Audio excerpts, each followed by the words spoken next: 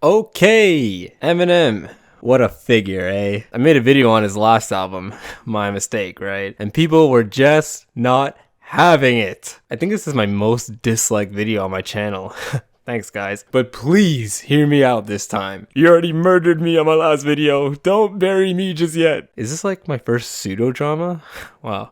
Thanks, everyone. I never thought it'd come so early, but here we are. If this is your first time watching, hey, my name is Bites. I make music content. I'm kind of in a pickle right now. I pissed off a lot of Eminem fans by saying that his latest album was bad, but it was only really a one-off first reaction. Like all my stuff, I was gonna go back and revisit it and do an update video. I did it with Cuddy's Man on the Moon 3 album, and I liked it a lot, but by the next day, we were too late. Hordes of angry fans berating my comment section.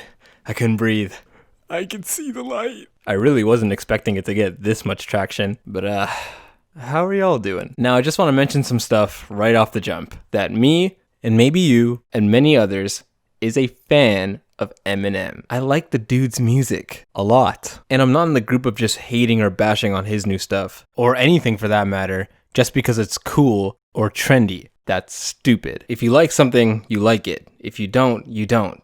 And that's okay. But hey, I get it. I hate it when people rag on my favorite artist too. Especially with no actual reason to their claims. Gets me mad. But like, sheesh, you guys are going in. And I'm going to talk about all of this really soon. If you haven't guessed by now, I have some new thoughts on the album. This time in a more clear, structured fashion. Oh boy. Alright. Here we go. How can he come back from this? So for those who don't know, Eminem recently released an enhanced deluxe version of his album released earlier this year, Music to Be Murdered By, a surprise release for his fans and his enemies. But as sharp-eyed fans would point out, as pointed out to me by this lovely viewer, the original Alfred Hitchcock's Music to Be Murdered By released a side B as well, and Eminem even went so far as to release his on the same day as the original to pay homage. That's really cool. Thanks, Ryan. Nobody was expecting it really, especially after his previous release Kamikaze, which was also a surprise release. This new project is entitled Music to Be Murdered By Side B Deluxe and adds to the tracklist 16 tracks recorded during the sessions and some new stuff. These aren't just bonus tracks, this is a whole new album worth of stuff. Pretty good Christmas gift if you ask me. This came out and set a range of emotions across online. On the album you'll find disses, beefs, side jabs, critiques, clever wordplay, you name it, it's all here. But before I get into that, I have to address one of the major elephants in the room. The fans.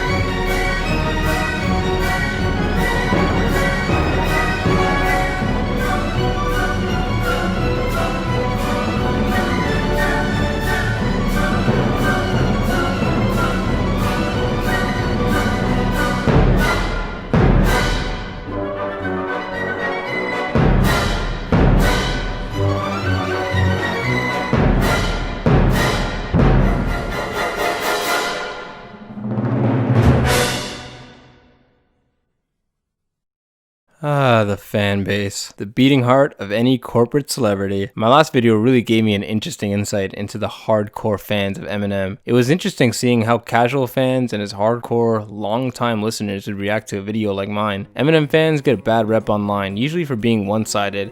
And although my comment section was filled with a lot of that, this wasn't all that was there. People willing to have an actual conversation, both with me and others. That was really cool to see. Actually giving some of the stuff I was saying consideration and leaving their genuine opinions, whether they agreed with me or not, or didn't think my arguments had any basis in it. Which I agree, some of the stuff I was saying was really shallow, but just engaging and having some sort of dialogue, that's awesome. It's a lot of work being a fan of something, but being a fan, or even a stan, is honestly so much fun. It's so entertaining. I should know, I am one. You're in tune with a community of like-minded individuals, and you're excited for whatever comes next from your favorite person. It's really fun discussing and chatting about your favorite artists to people who are interested or not, especially when there's recent news about them. But even if they're small artists, keeping up with small news or even events can excite even the soloist of people. And the artists love that too. It can be hard to tell sometimes, but I promise you, they all love their fans. At least they should. You're what made them, changed their lives, and put them in the position to reach thousands, if not millions of people just like you. It's a shame they don't get to interact as much, well, depending on the celebrity, as it's hard for them to connect with fans personally the bigger they get. Back then, it was a lot harder for fans to get in touch with their favorite people. Snail mail was nobody's friend. But now, with the rise in social medias, we're seeing interactions with fans on a whole new level. Instant replies on Twitter, picture liking on Instagram, like it's truly amazing stuff. But here's the thing, being a fan of someone or something has its consequences. Seeing repeated articles in news outlets or even content creators continuously bash and unfairly critique your favorite stuff, it sucks, dude. Honestly, even if they're valid criticisms, it just hurts to see. It just sucks to see something you care about so much being beaten on over and over again. But even if it's not hurting you physically, the brain says differently. Seeing this stuff, it causes one to accentuate the good, since that's what you favor. And it accentuates more and more to the point where it can hopefully outshine the bad when being brought up. But the main problem is, when you believe the good is so good that any bad put against it, fair or not, is automatically shot down or not looked at in any way. It creates a bias that can give someone a severe warping of the person they're essentially idolizing. This varies from person to person. I even have it. Not everyone is built the same though. But if left unchecked, it can build up into a monster of hate for opposition. Once the ball is set in motion, it's only a matter of time until it avalanches onto itself. And with that, people begin to see and think that behavior as the norm and rally, bundle up together to create an army of like-minded believers. But what about me? I'm just one guy, Byte says to himself. Doesn't my opinion matter? And yes, it does. When arguing against or defending something you're invested in, your opinion always matters. So what does this have to do with Eminem? Well, Eminem has sort of amassed this following of people who believe that Eminem is the greatest artist of all time. What do you have to say about that, Bytes? They say he's the best. You're gonna tag him? No, the complete opposite, actually. I think that's great. Why shouldn't you believe that? You're a fan of him. He believes it as well, and as a fan, it makes sense you should, or would, think similarly too. The dude is insanely talented in his craft to make unique and clever wordplay, stellar production, and amazing performance art. I know he's been getting ragged on a lot recently in the media, but the dude is a legend and should be treated as such. He's done a lot for pushing boundaries for hip-hop and doesn't get the credit he deserves. But the problem comes when that opinion is so enclosed in your identity that any critique gets pushed aside and you're calling people the most profound, unsettling, savage word in the entire human existence. A hater. All over my last video, over and over again. If I'm this good at being one, I should go pro. Now, I'll admit, a lot of the stuff I was saying didn't really have any base in it. It seemed a little one-sided, which is understandably annoying. I get it, I really do. That video was more so my immediate reaction to it rather than a full-fledged out opinion. And I'm not saying I didn't deserve a lot of the hate, but I know most of you guys didn't watch until the end, because if you did, you would have known that I said this. Just a short one today. All my opinions could probably change in the future, you never know. And after a generous, healthy discussion in my comment section, I've decided to give it another shot. See, I'm hip too. And hey, what do you know? I got some new thoughts. So let's go through this again, considering all the stuff you guys are saying, actually flesh it out this time, and dive into this thing head on. This is the Eminem Response. Now, before I get into the deluxe, let me go over the original first and his previous 2 albums really quickly, as I think it's important to understand where this deluxe album sits and what it improved on from the past stuff. You won't get this from your average creator. So Eminem released the original album on January 17th, 2020, with the lead single Darkness on the same day. This was a complete surprise, with only rumors of a new Eminem album circulating just a day before its release. This song is a dark song, as it roleplays the events of the 2017 Las Vegas shooting and takes the perspective of the orchestrator Stephen Paddock. Now, Eminem is not new to this sort of content. We've seen it all throughout his discography, name-dropping the Columbine event on multiple tracks, or name-dropping cult leaders or terrorists. Eminem is not afraid to dabble in these topics, and this song was another look into that side of him, offering his take, his mindset, and perspective on these type of things, which, spoiler alert, he thinks are bad. But with this, Eminem reminds us once again that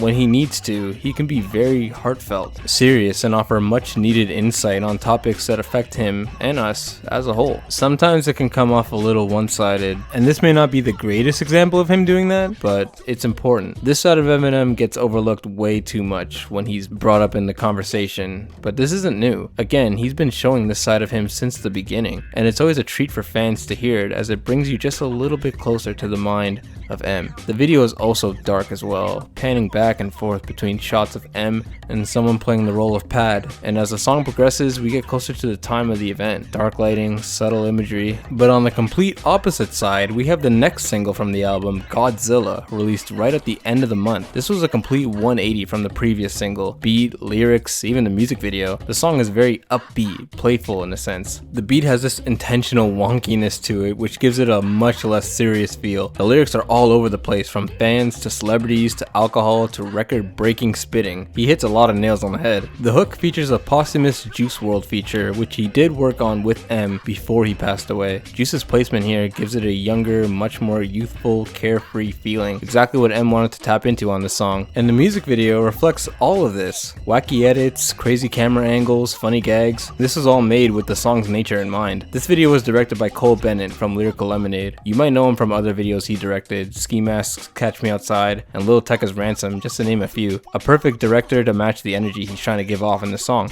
I like these 2 tracks because I think at their core, they both show the 2 sides of Eminem perfectly. The wacky, spontaneous, goofy side, as well as the serious, vulnerable, emotional side. And throughout this album, we get a mix of both personas, more the former, but throughout the project, we get M talking about love, hate, jealousy, as well as media, mental states, and more, all done with his signature style he's been sharpening this past decade. But when this album came out, it was going off of the heels of his past 2 projects, Revival in 2017 and Kamikaze in 2018. On its release, Revival received the reputation for being Eminem's worst album ever, a title that up until this point was held by his 2009 album Relapse. The main gripes came from production and lack of focus lyrically. People say production sounds muddy and not up to par with his previous work. Things like mixing issues for some songs. It's hard to hear certain things. And Eminem would go off on multiple subject matters in songs with confusing starting and end points. Even to some long-term fans, it was a little hard to take in. Eminem was back at it again with his bag of lyrical tricks,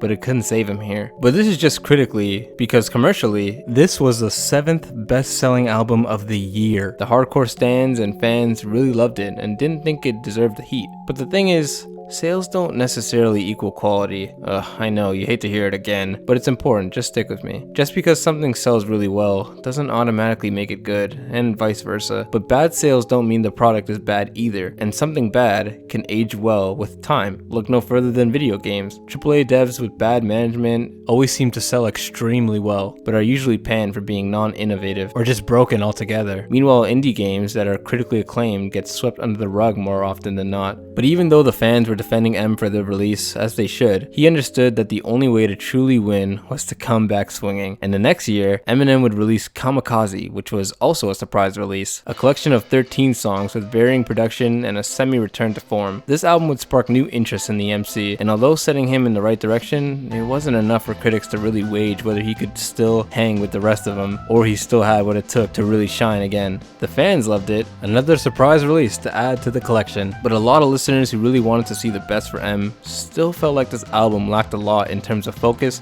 and substance in the grand scheme of it all. Now, I say this all the time, and I'm probably gonna keep saying this until the day I commit not living, but if you absolutely love these albums, or even just like them, that is totally wicked. Never let anyone tell you that you can't enjoy an album or a piece of music, even me. Personally, I don't mind it. I thought there was some fun stuff that really sounded nice, and I was quick to correct anyone who wasn't giving it the time of day to reconsider, at least some songs. But in the overall arch, I'm not a fan of these as much as I would like to be. More so Revival, obviously, right? Kamikaze is okay, but falls short for me just with a lot of forgettable lyrics and beats. But arriving back at Murdered, we see the beginning of a fresh take. In 2018, we hear M coming with more fleshed out rhymes, beat changes, flow flips, and focus on a more directional lyricism. It was great to see, and honestly, I liked hearing it. But unfortunately, I'm still in the same main boat, like many others, that this album still has its faults. Repeating flows and lackluster features give some of the songs a sort of lifeless quality to them, but the songs that are good are really good. Technically speaking, Eminem is amazing once again with the wordplay and metaphors. When M puts his mind down and really focuses and hones in on a song, the end product can be something really great. There are more hits than misses for sure, and M is definitely headed in the right direction, but the overall package still felt mixed to say the least. And it wasn't just me, you guys are saying the same thing, even in my video.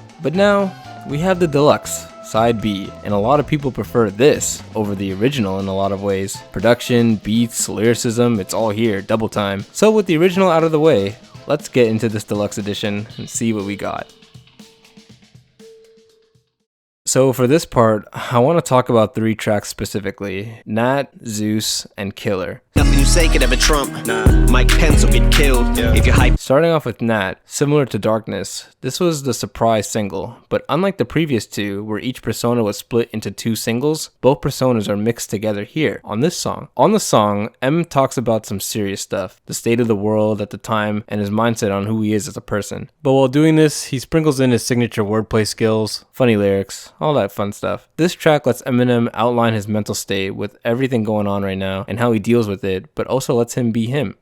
Nice stuff. Production is good too. There is literally 3 beat switches. The beats all sound really good and ends the song really nicely, clear and smooth throughout the whole track. And lastly, the music video is directed again by Cole Bennett. So the video has this wacky quality to it, but it's intentional, as it's used to mask and distract from the seriousness of what he's talking about in the song lyrics from time to time. You can find the similar tactic pushed to the max with Childish Gambino's Feels Like Summer video, where the video is covered in celebrity cameos and fun times, but the lyrics talk about global warming, extinction, and the faults of the human race.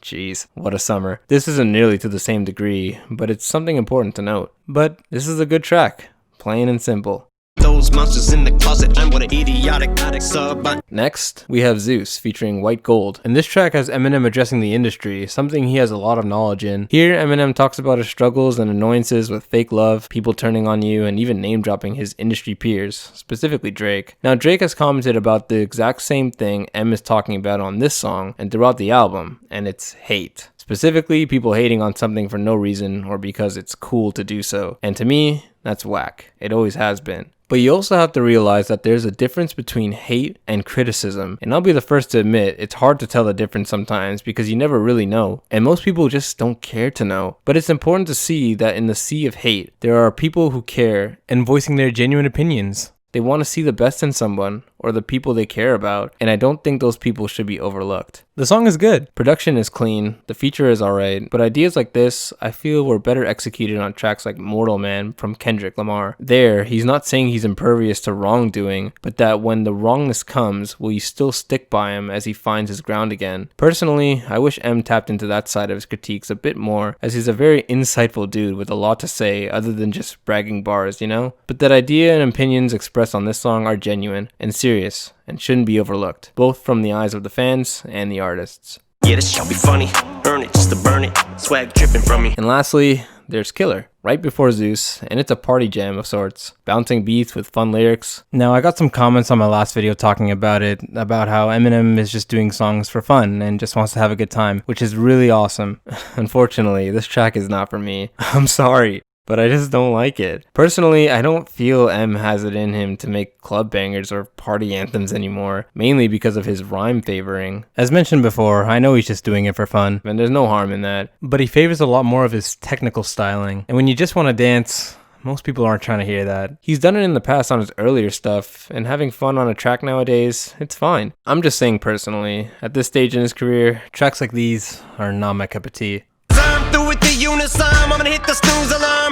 To wrap it up, this album sees M going into a less serious approach with periodic stabs of real life thrown in there, especially at the haters. The beats are a lot nicer this time around, and his wordplay is next level. My only real gripe is that, as a fan, I just like serious Eminem a little bit more. For me, this witty, bar-heavy, spitting Eminem is nice, but I would just like to hear him experiment a little bit more with ideas and flows. I know he has it in him, mainly because he's done it before, fairly recently too. He tried to do it more on Revival, but a lot of the songs just felt hollow or not fleshed out enough. Here, he has more direction, and the songs that are good are really good, even more than some of the songs on the original. And if he goes more into that state, we'll get some really amazing stuff. So do I hate the album? No. Do I love this album? No. But do I think Eminem is in a better spot than he was before? Yeah, of course, man, I really do. Eminem is a different one. He really set the stage for a lot of these rebel rockstar rappers today who bash out and say whatever it is they want to say, and I don't think he gets the credit or respect he deserves on that front from people that aren't his fans. I have come around to this album.